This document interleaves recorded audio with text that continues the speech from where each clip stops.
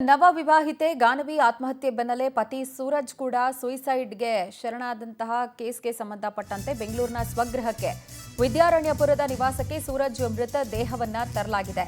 ಈ ಸಂದರ್ಭ ಗಾನವಿ ಕುಟುಂಬದ ವಿರುದ್ಧ ಸೂರಜ್ ಸಂಬಂಧಿಕರು ಆಕ್ರೋಶವನ್ನು ವ್ಯಕ್ತಪಡಿಸ್ತಾ ಇದ್ದಾರೆ. ಮದುವೆಯಾಗಿ 2 ತಿಂಗಳು ಗಂಡ ಹೆಂಡತಿ ಬಹಳ ಚೆನ್ನಾಗಿದ್ರು. ಸೂರಜ್ಗೆ ಆಸ್ತಿ ಪಾಸ್ತಿ ಎಲ್ಲವೂ ಚೆನ್ನಾಗಿತ್ತು, ಯಾವುದೇ ಕೊರತೆ ಇರಲಿಲ್ಲ. ಹಾಗಾಗಿ ವರದಕ್ಷಿಣೆ ಕಿರುಕುಳ ಅಂತೇನು ಅವರು ಆರೋಪ ಮಾಡ್ತಿದ್ದಾರೆ, ಅದೆಲ್ಲವನ್ನ ನಾವು ನಿರಾಕರಿಸ್ತೀವಿ ಅಂತ ಹೇಳಿ ಸೂರಜ್ ಸಂಬಂಧಿಕರು ಆರೋಪವನ್ನ ತಳ್ಳಿಹಾಕ್ತಿದ್ದಾರೆ.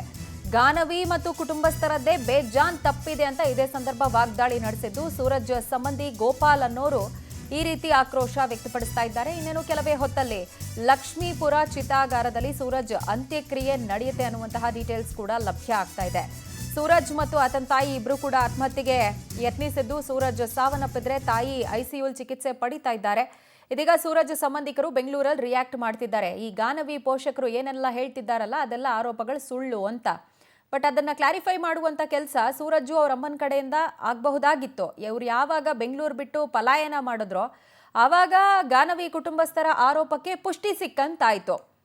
ಸದ್ಯ ದುರಂತ ಏನು ಅಂತ ಹೇಳಿದ್ರೆ, ನವ ಜೋಡಿ ಇಬ್ರು ಬಾಳಿ ಬದುಕಬೇಕಾದವರು ಉಸಿರು ನಿಲ್ಲಿಸಿರೋದು ದುರಂತ.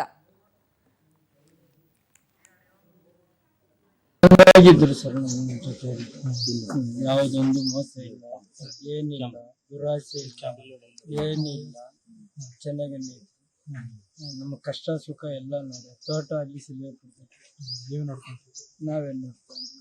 ಯಾರು ನಾನು ನಮ್ಮ ಹೆಂಗಸರು 3 ಜನ ಮಕ್ಕಳಿದ್ರು. 3 ಜನಕ್ಕೂ ಮದುವೆ. ತೋಟಕ್ಕೆಲ್ಲ ಬರೋರು, ವಾರಕ್ಕೆ 15 ದಿವಸಕ್ಕೆ ಬರೋರು. ಬಂದರೆ ಚೆನ್ನಾಗಿ ಮಾತಾಡ್ಕೊಂಡು ಚಿಕನ್ನು ಏನೇನು ತಂದು ಕೊಟ್ಟು ಕಷ್ಟ ಸುಖ ಕೇಳ್ಕೊಂಡು ಹೋಗೋದು. ನಮ್ಗೆ ಅವರೇ ಆಧಾರ ಐತಿ. ಇನ್ನೇನು ಅವ್ರ ಅಣ್ಣ ಅಷ್ಟೊಂದು ಇದಿಲ್ಲ ನಮಗೆ, ಅವ್ರ ಅಮ್ಮ ಅಷ್ಟೊಂದು ಕಾಂಟ್ಯಾಕ್ಟ್. ನಮ್ಮ ಕಷ್ಟಕ್ಕೆ ಸುಖ ಕಾಯ್ತಾ ಇದ್ದಿದ್ದು ಅವ್ರೇನು, ಒಂದು ಆಸ್ಪತ್ರೆಗಾಗಲಿ ಇನ್ನೊಂದಕ್ಕಾಗಲಿ ಮತ್ತೊಂದು.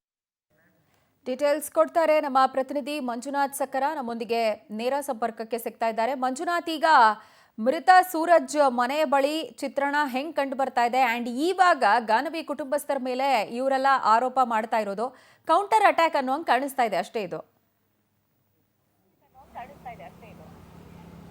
ಹೌದು ಪ್ರಜ್ವಲ, ಏನು ಗಾನವಿ ಮತ್ತೆ ಪತಿ ಸೂರಜ್ ಆತ್ಮಹತ್ಯೆ ಪ್ರಕರಣ ಸಂಬಂಧಪಟ್ಟಂಗೆ ಈ ಒಂದು ಅಂದ್ರೆ ಆ ಕುಟುಂಬದವರು ಜೊತೆಗೆ ಹುಡುಗ ಕುಟುಂಬದವರು ಜೊತೆಗೆ ಹುಡುಗಿ ಕುಟುಂಬದವರು ಒಬ್ಬರ ಮೇಲೆ ಒಬ್ಬರು ಆರೋಪಗಳನ್ನ ಮಾಡ್ತಿರುವಂಥದ್ದು. ಯಾಕಂದ್ರೆ ಏನು ಗಾನವಿ ಇದ್ದಾರೆ, ಗಾನವಿ ಅಂದ್ರೆ ಪತಿ ನನಗೆ ಸರಿಯಾಗಿ ಅಂದ್ರೆ ನಮ್ಗೆ ಅಡ್ಜಸ್ಟ್ಮೆಂಟ್ ಆಗ್ತಾ ಇರಲಿಲ್ಲ, ಹೊಂದ್ಕೊಳ್ತಾ ಇರಲಿಲ್ಲ ಒಂದ್ ಕಡೆ ಅಂತೇಳಿ ಒಂದ್ ಕಡೆ ಆರೋಪಗಳು ಕೇಳಿ ಬರ್ತದವೆ.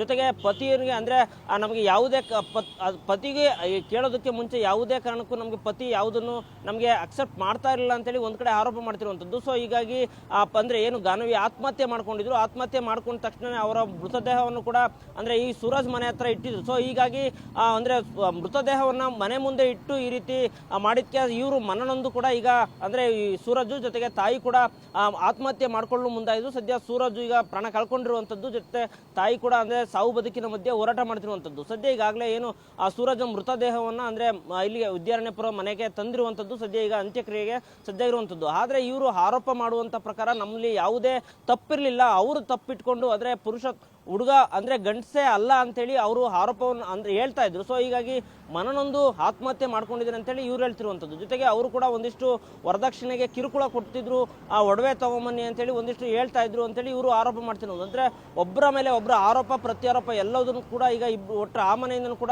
ಜೊತೆಗೆ ಈ ಮನೆಯವರು ಕೂಡ ಒಟ್ಟಿಗೆ ಇಬ್ರು ಗಂಡ ಹೆಂಡತಿ ಇಬ್ರು ಸೂರಜ್ ಮತ್ತೆ ಗಾನವಿ ಅಂದ್ರೆ ಇಬ್ರು ಆತ್ಮಹತ್ಯೆ ಮಾಡ್ಕೊಂಡಿರುವಂಥದ್ದು. ಸದ್ಯ ಸೂರಜ್ ವಿಧಿವಿಧಾನ ಇವತ್ತು ಮುಕ್ತಾಯ ಆಗುತ್ತೆ. ಸೊ ಮುಂದಿನ ದಿನಗಳಲ್ಲಿ ಇವ್ರು ಯಾಕೆ ಇಂಥ ಹೇಳಿಕೆಯನ್ನ ಕೊಟ್ಟರು ಅಂತೇಳಿ ಪೊಲೀಸರು ಇವ್ರ ಮೇಲೆ ಆಕ್ಷನ್ ತಗೋಬೇಕು. ಜೊತೆಗೆ ಈ ಸಂಬಂಧಪಟ್ಟಂತೆ ಈ 1.5 ತಿಂಗಳಾಗಿತ್ತು ಮದುವೆ ಆದ ನಂತರ ಇವರು ಯಾವ ರೀತಿ ಬಾಂಧವ್ಯನ ಇದ್ರು, ಜೊತೆಗೆ ಇವ್ರು ಯಾಕೆ ಹೇಳಿಕೆ ಕೊಟ್ಟರು ಎಲ್ಲದೂ ಸಂಪೂರ್ಣವಾಗಿ ತನಿಖೆ ಆಗಬೇಕು ಅಂತೇಳಿ ಕೂಡ ಸೂರಜ್ ಮನೆಯವರು ಕೂಡ ಒತ್ತಾಯ ಮಾಡ್ತಿರುವಂತದ್ದು. ಪ್ರಜ್ವಲ, ಥ್ಯಾಂಕ್ ಯು ಮಂಜುನಾಥ್ ತಮ್ಮೆಲ್ಲ ಡೀಟೇಲ್ಸ್ಗೆ.